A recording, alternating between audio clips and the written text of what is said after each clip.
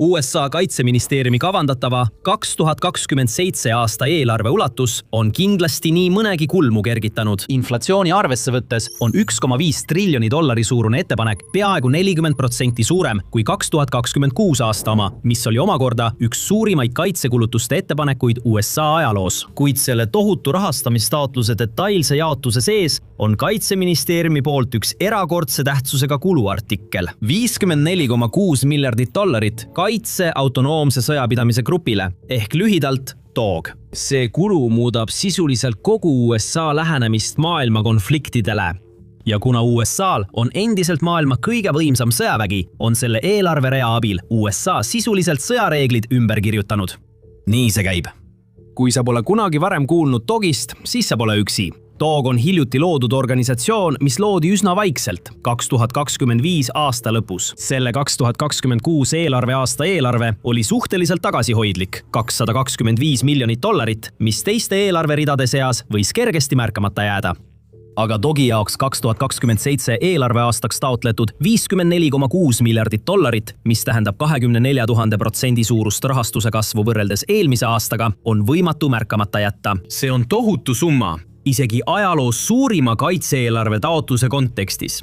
Võrdluseks võib öelda, et see summa on samas suurusjärgus nagu hiiglaslike rahvusvaheliste ettevõtete, näiteks American Airlinesi, Inteli või Uberi aastased tulud, või selliste riikide nagu Läti, Kambodža või Bahreini SKP. Veelgi olulisem on see, et see ületab kogu USA merejalaväe 2027 eelarve aasta taotluse, mis on $52,8 miljardit ning on üks suurimaid eelarveridu. Seega on DOG selgelt kõrge prioriteediga ettevõtmine. Tõepoolest, sellise suurusjärgu eelarve, mida taotletakse organisatsioonile, mida 18 kuud tagasi veel ei eksisteerinud, on tänapäeval pretsedenditu. Aga mis täpselt on DOG ja kuidas kogu see raha kulutatakse? Nagu nimigi ütleb, on kaitse autonoomse sõjapidamise grupp DOG mõeldud Pentagoni hangete, arenduse ja integreerimise programmiks, mis koordineerib droonide, lennukite ja laevade tegevust kõigis sõjapidamise valdkondades. Selle loomine on sisuliselt areng selles, kuidas USA sõjavägi läheneb autonoomsele sõjapidamisele, kuigi mitte samal tasemel nagu ühtsel väejuhatused, näiteks kosmoseväejuhatus 2019 aastal või küberväejuhatus 2017 aastal. Selle asemel peegeldab DOG prioriteetide muutust hangete ja integreerimise valdkonnas, mille loogika kajastab kasvavat rõhuasetust, mida need varasemad organisatsioonid esindasid. Kongress andis nendele spetsialiseeritud väejuhatustele volitused, sest killustatud teenistuste lähenemine kosmose- ja kübervaldkonnas oli aja jooksul loonud tarbetuid kattuvusi või ohtlikke lünki. Tänapäeval ähvardab USA erinevate relvaliikide laialdane tegevus mehitamata autonoomsete süsteemide ja tehisintellekti vallas tekitada samasuguseid riske. DOG loomine on katse neid riske ohjeldada.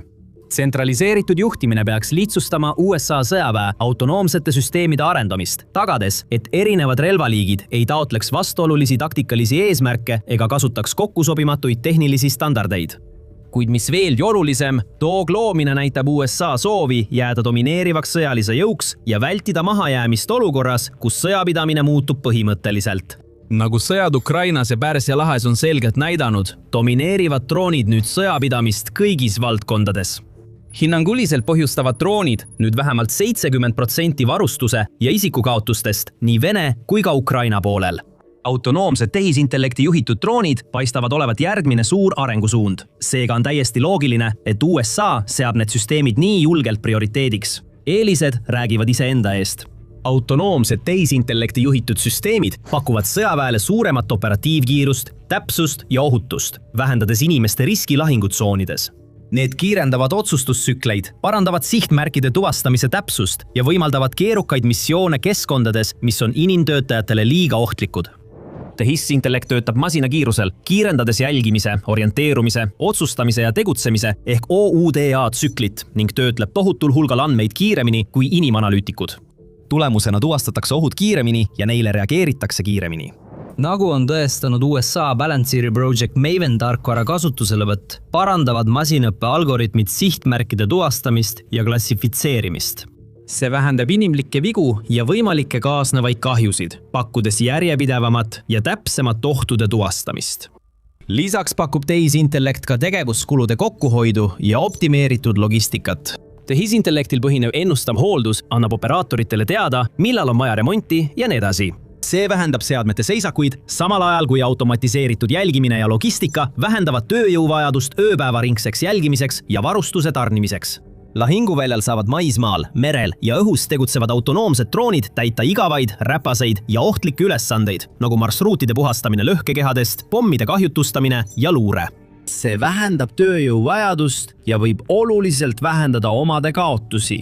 Samal ajal suudavad uued tehnoloogiad, nagu drooniparved, autonoomselt koordineerida, et üle koormata vaenlase kaitset või tegutseda tõkestatud aladel viisil, mida traditsioonilised sõjapidamisviisid ei võimalda.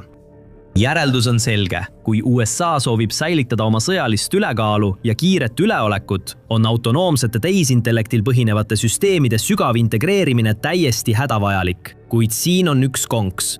Ilma kogu droonide ökosüsteemi, alates tootmisest ja hankest kuni kasutuselevõtuni, kõrgetasemelise ühtse juhtimiseta on Ukrainas nähtud droonide sihtmärkide hävitamise määrad ja efektiivsus palju raskemini saavutatavad. Nagu võib arvata, liiguvad sõjaväed üle kogu maailma selle poole, et luua oma struktuuridesse spetsiaalsed mehitamata süsteemide teenistused, väejuhatused või organisatsioonid. Ukraina oli esimene. Mehitamata süsteemide väed ehk SPS loodi ametlikult 2024. aasta 11. juunil. See on esimene spetsiaalne mehitamata süsteemide teenistusüksus ükskõik millises maailma sõjaväes ning see on väga aktiivne.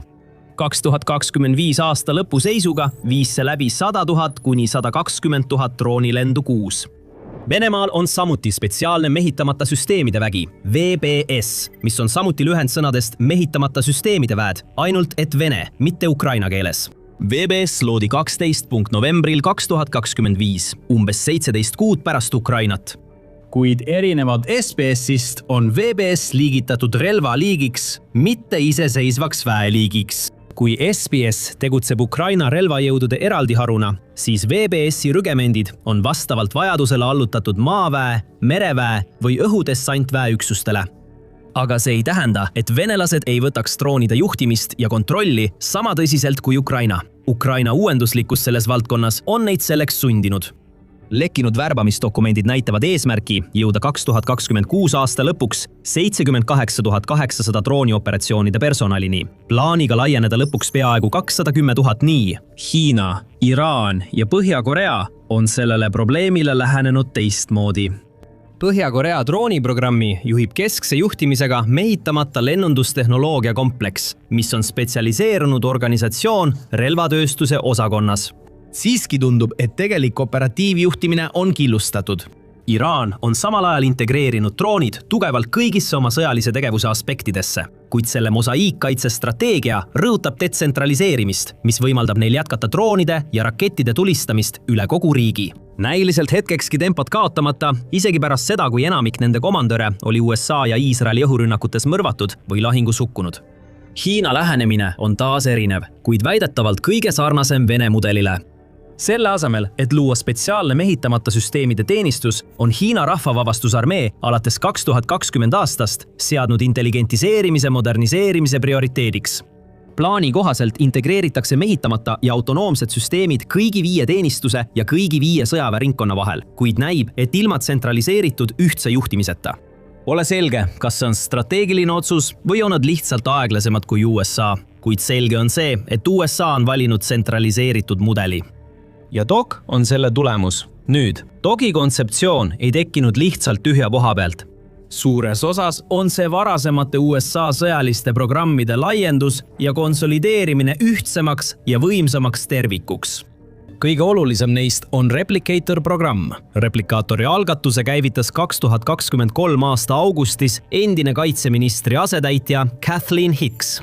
Programmi eesmärk oli 2025 aasta augustiks paigutada mitmesse valdkonda 1000 odavad tehisintellektil põhinevad autonoomsed droonid, et eelkõige vastata Hiina sõjalisele kasvule. 2028. aastaks oodati 100 000 ühesuunalisi ründedroone. Kuid selle asemel, et saavutada eesmärk paigutada 1000 süsteeme, sattus programm erinevatesse probleemidesse ja väidetavalt suudeti sihtkuupäevaks kasutusele võtta vaid 100 seadmeid. Mõned replikaatori-süsteemid olid väidetavalt ebausaldusväärsed või liiga kallid. Mõnda toodeti liiga aeglaselt, et neid oleks saanud vajalikus koguses hankida ja mõned lihtsalt ei töötanud ootuspäraselt.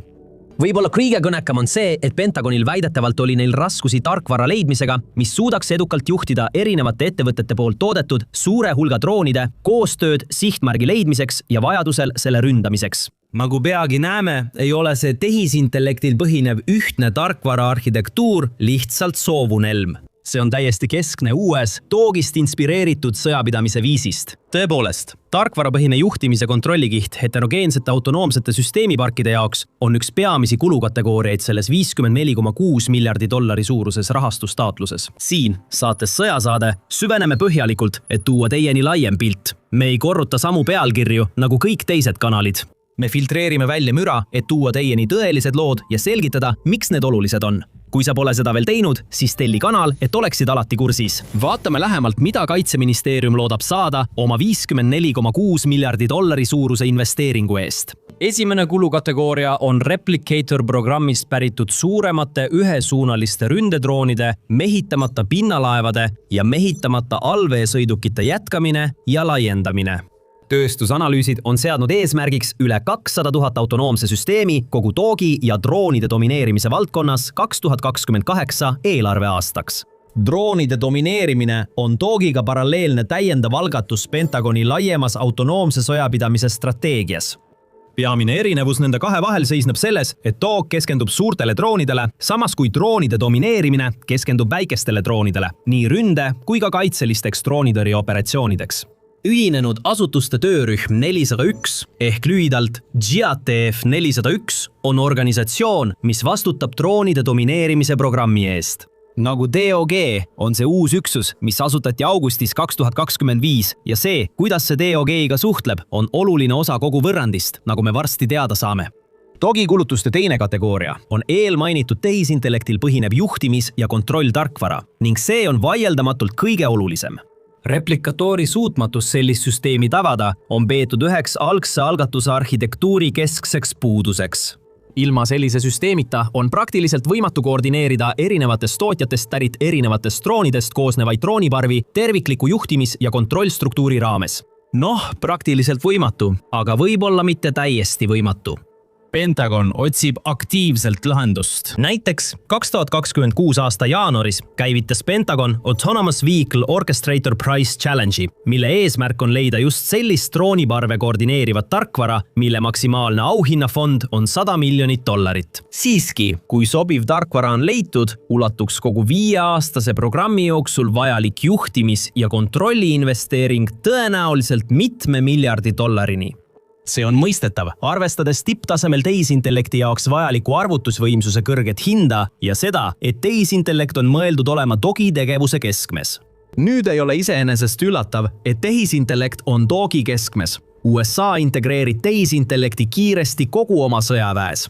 Aga togi tehisintellekti integreerimine on teistsugune. Toog käsitleb tehisintellekti kui peamist lahinguvahendit, mitte lihtsalt abistavat tööriista. See tähistab olulist nihet riistvara keskselt hangelt tarkvarapõhisele tehisintellektist lähtuvatele sõjapidamismudelile.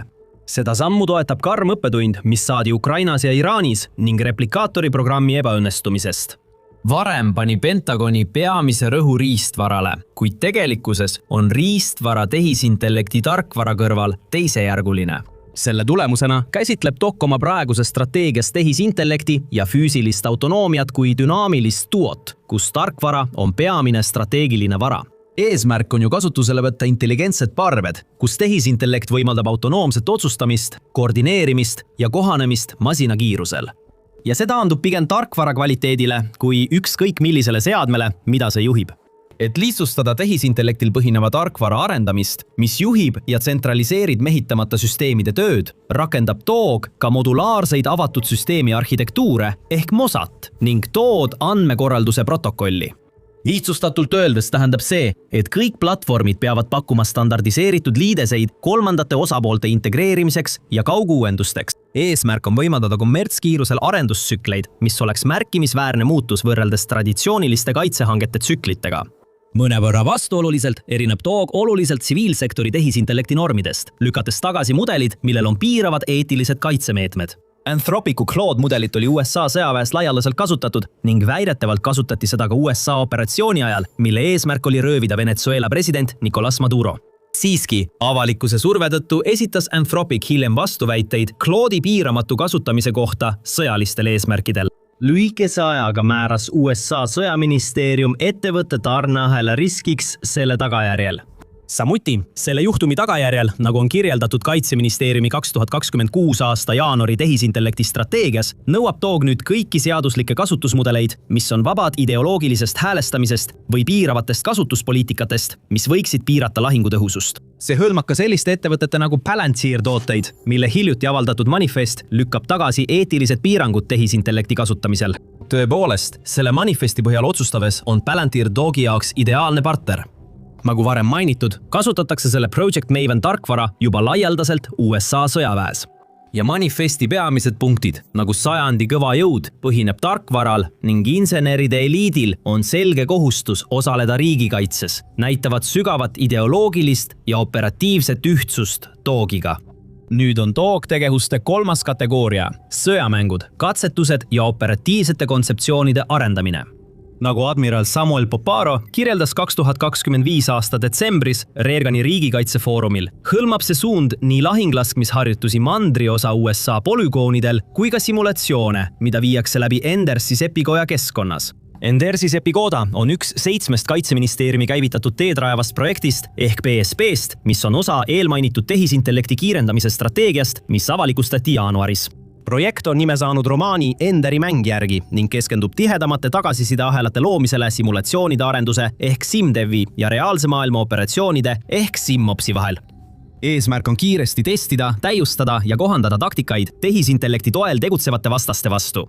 Nagu on näha Ukrainas, kus vastumeetmed vaenlase tehnoloogiatele võivad olla kasutusel 4–8 nädala jooksul pärast nende kasutuselevõttu, on tagasisideahelate ja iteratsiooni kiirus ning kvaliteet pideva operatiivse edu kriitiline osa. Ja see toob meid 4. ja viimase TOG-i kulutuste kategooriani, mis tõenäoliselt on ka suurim ning võib olla kõige olulisem Ameerika Ühendriikide sõjaväes. Konsolideerimine. Täpsemalt olemasolevate teenistuste mehitamata süsteemide programmide koondamine ühe keskse ametkonna alluvusse. Ühelt poolt on see täiesti loogiline. Nagu varem mainitud, vähendab selline konsolideerimine teenistuste vahelist kokkusobimatust ja tagab ühtse doktriini, eriti tehisintellektil põhinevate tapmisahelate ja lahingujuhtimise puhul. Teisalt tähendab see konsolideerimine, et võim võetakse ära teenistustelt, kes praegu juhivad USA mehitamata ja tehisintellekti programme ning viiakse need TOG-i alluvusse. Ja kui ajalugu midagi näitab, siis selline suur institutsionaalne ümberkorraldus tekitab tõenäoliselt institutsionaalset vastupanu. Sarnane protsess toimus strateegilise kaitsealgatuse organisatsiooniga ehk STIO-ga. Organisatsioon loodi 1984. Aastal, et juhtida tähtede sõdade programmi, külma sõjaaegset kosmosepõhist raketitõrje algatust, mille eesmärk oli kaitsta USA-d tuumarelvastatud ballistiliste raketirünnakute eest. STIO ühendatud armee, mereväe ja õhuväe tööd toimivad üsna sarnaselt sellele, kuidas TOG-i nähakse töötamas USA mehitamata süsteemide jaoks. Kuid see kohtas vastupanu USA kaitseaparaadi seest. Seega on tõenäoline, et TOG-i võimu koondamise teatud aspektide tõttu kohtab see sarnast vastupanu. Nüüd on lahtine küsimus, kas TOG-i programmi bürool on institutsionaalset kaalu, et sellisele vastupanule vaatamata koondamist alal hoida. STIO pretsedent viitab sellele, et sellised konsolideerimised võivad õnnestuda, kui neil on kõrgetasemeline poliitiline toetus, piisav rahastus ja nad saavutavad nähtavaid operatiivseid tulemusi mõistliku aja jooksul. TOG-il on esimesed 2 tingimust täidetud. 3. küsimusele peaks vastus selguma umbes järgmise 18 kuu jooksul. Kõike kokkuvõttes on selge, et TOG on teel saama president Donald Trumpi teise ametiaja tunnuslikuks kaitsetehnoloogia algatuseks. Siiski, ajalugu otsustab, kas see õnnestub või mitte. Täidesaatev võim on oma otsuse teinud. Uute sõjareeglitega on tehisintellekt ülioluline ning autonoomia üle käiv võistlus on praeguse ajastu kõige olulisem. See sõjavägi, kes selle esimesena ja kõige paremini omandab, võidab ning TOG on USA seni kõige ambitsioonikam ja konkreetsem samm võidu suunas. Aastaid tunnistas USA sõjavägi mehitamata ja autonoomsete süsteemide muutvat potentsiaali, kuid ei investeerinud nendesse piisavalt, vähemalt mõnede kriitikute sõnul. $54,6 miljardi suurune investeering ühe eelarve aasta jooksul peaks need kriitikud vaikima panema. Siiski, mõnede, nagu erru läinud kindral David Petraeus sõnul, ei piisa ainult raha kulutamisest tarkvarale ja riistvarale. Petraeus juhtis USA armee vägesid Iraagis ja Afganistanis ning töötas CIA direktorina. Ta viitab endise kaitseministri Bob Gatesi tähelepanekule, et mehitamata süsteemide suurimaks väljakutseks oli nende mehitamine. Ja nende tõhusaks mehitamiseks on vaja mitte ainult oskuslikku personali, vaid ka tervet ametivaldkonda, väljaõppesüsteemi ja institutsionaalset raamistikku, et toetada operatsioone kaugjuhtimise teel. Ta ütleb, et droon, millel puuduvad kasutusreeglid, olulised jõustruktuuri muudatused, väljaõppinud operaatorid ja üksused, haritud juhid, hooldussüsteemid, luure integreerimine ja personalipoliitika ei ole üldse relvasüsteem. See on lihtsalt varatabelis. Kuid vähem kui 2% Dogi investeeringutest suunatakse doktriini ja integreerimise arendamisse. Need on elemendid, mis tema sõnul määravad, kas ülejäänud investeeringust sünnib võitlusvõimeline jõud või lihtsalt kallis inventar. Ta hoiatab, et hoolimata Dogi ulatuslikest mehhanismidest peab USA siiski rakendama selliseid kiireid organisatsioonilisi ja doktriinilisi muudatusi, nagu on nähtud Ukrainas. Ta hoiatab, et praegu on vähe teadlasi, kes sellega tegelevad, eriti kui rääkida autonoomsete võimete täielikust integreerimisest. Kuid see saab siiski olema murranguline. Olgu selge, läbi Dogi, Drone Dominance'i ja teiste programmide jätkab USA oma konkurentidest kaugjuhitavate ja autonoomsete seadmete peale rohkem kulutamist ning arendab välja veelgi arenenumat tehnoloogiat. Dogi tsentraliseeritud korraldusest tulenevad mastaabisäästud peaksid andma täiendavaid konkurentsieeliseid. Ja USA juhib endiselt tehisintellekti võidujooksu, kuigi vahe, eriti Hiinaga, väheneb kiiresti. Kuid nagu Petraeus märgib, ei pruugi otsustav asümmeetria seisneda mastaabis, vaid selles, kui kiiresti operatiivne kogemus muutub kohanemiseks. Ja selleks võib vaja minna palju enamat kui lihtsalt tohutut eelarvet ja eriti kentsakat nime. Hoiame teid loomulikult kursis, kui ilmub rohkem teavet Dogi kohta. Ja muidugi, kui hakkame nägema selle programme ellu viiduna. See lubab kindlasti muuta USA sõjaväe veelgi võimsamaks, kui see juba on. Vaadake seda videot, et teada saada, kui võimas see on võrreldes oma lähimate rivaalide Hiina ja Venemaaga. Aitäh vaatamast!